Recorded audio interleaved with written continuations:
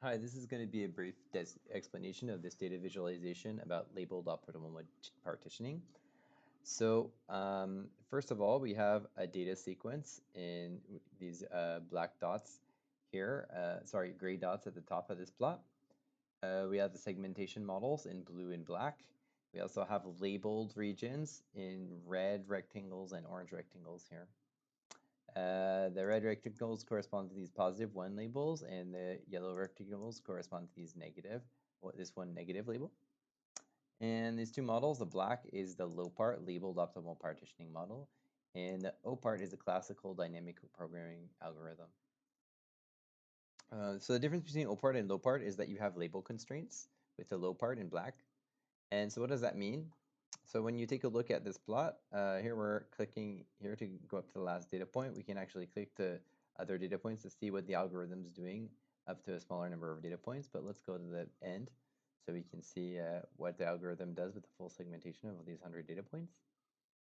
It displays t, the data point that we're going up to, and tau, the last change point that we're considering.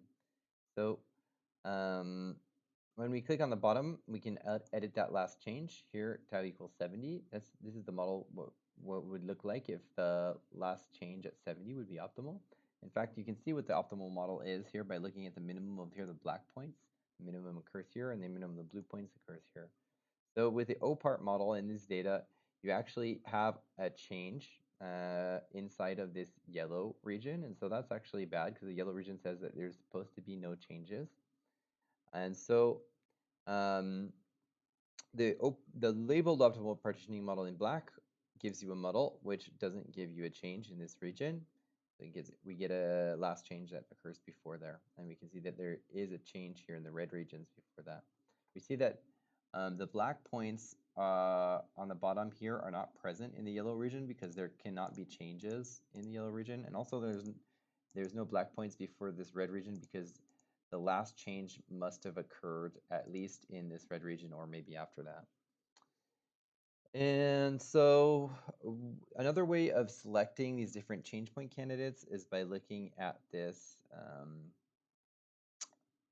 You see this this gray rectangle here. We can use the gray rectangle to kind of select the different data points that we're going up to.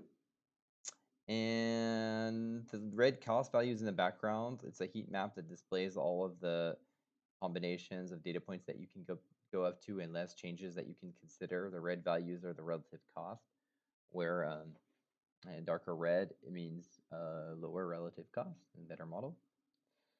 And you can see a lot of those values disappear going to LOPART because a lot of these combinations don't need to be considered due to the label constraints.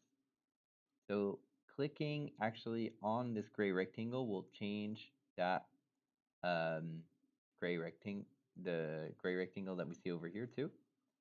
So these are altering the last change or the candidate change points that we're considering. Last interaction that we see over here is with selecting the penalty.